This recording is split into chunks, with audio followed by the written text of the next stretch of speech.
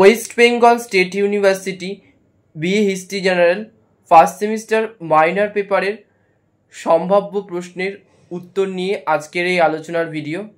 ইতিমধ্যেই 2 মার্কস এবং 10 মার্কসের সম্ভাব্য প্রশ্নের উত্তরগুলো নিয়ে আলোচনা করা হয়েছে। তোমরা যারা দেখোনি এখনই দেখে নাও, ভিডিও শেষে এন্ড স্ক্রিনে থাকবে। আজকে 5 মার্কসের সম্ভাব্য প্রশ্নের উত্তর নিয়ে আলোচনা করা হবে। তোমাদের কাছে অনুরোধ, তোমরা ভিডিওটা প্রথম থেকে শেষ পর্যন্ত দেখো এবং ভিডিওটি ভালো লাগলে অবশ্যই লাইক করে দিও, এবং এই চ্যানেলে যদি নতুন হয়ে থাকো তাহলে চ্যানেলটিকে সাবস্ক্রাইব করে দিও, যাতে সবার আগে এরকম ধরনের নতুন নতুন ভিডিও পেয়ে যেতে পারো। আজকে যে সম্ভাব্য প্রশ্নটি আলোচনা করা হবে সেটি হলো, বৌদ্ধ ধর্ম এবং জৈন ধর্মের মধ্যে সাদৃশ্য ও বৈসাদৃশ্যগুলো কী ছিল?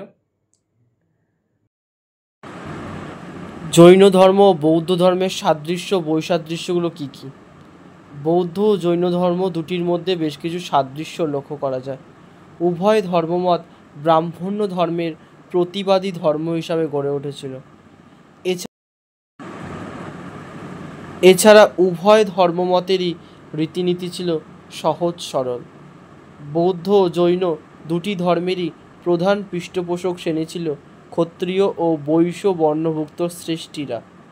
বৌদ্ধ ধর্মের প্রবর্তক গৌতম বুদ্ধ যেমন ক্ষত্রিয় বংশের মানুষ ছিলেন, তেমনি জৈন ধর্মের প্রকৃত প্রবর্তক মহাবীরও ক্ষত্রিয় বংশের মানুষ ছিলেন। উভয় মানুষ একমত যে এই পৃথিবী দুঃখে পরিপূর্ণ। বৌদ্ধ ও জৈন উভয় ধর্মই ব্রাহ্মণ বা পুরোহিতদের কর্তৃত্বকে, বৈদিক যাগযজ্ঞকে অস্বীকার করেছিল।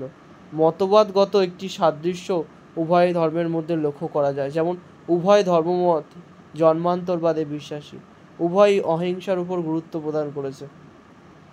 উভয় ধর্মের মধ্যে ভাষাগত মিল লক্ষ্য করা যায়। মহাবীর ও গৌতম বুদ্ধ উভয়ই ধর্ম প্রচারের জন্য পালি ও প্রাকৃত ভাষা ব্যবহার করেন, যা সাধারণ মানুষের কাছে সহজেই বোধগম্য হয়।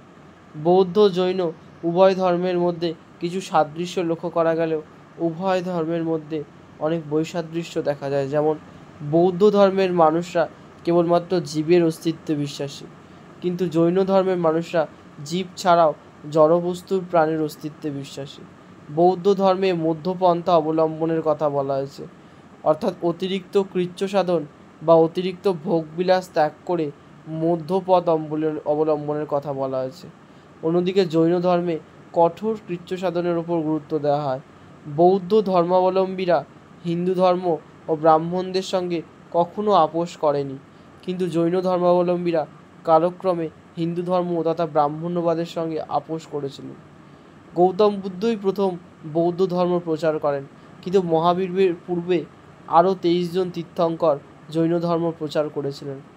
বৌদ্ধ ধর্ম পরবর্তীকালে হিনজান ও মহাযান নামে দুটি সম্প্রদায়ে বিভক্ত হয়ে পড়ে। অপরদিকে জৈন ধর্মাবলম্বীরা শ্বেতাম্বর ও দিগম্বর এই দুটি সম্প্রদায়ে বিভক্ত ছিল। বুদ্ধের মতে এই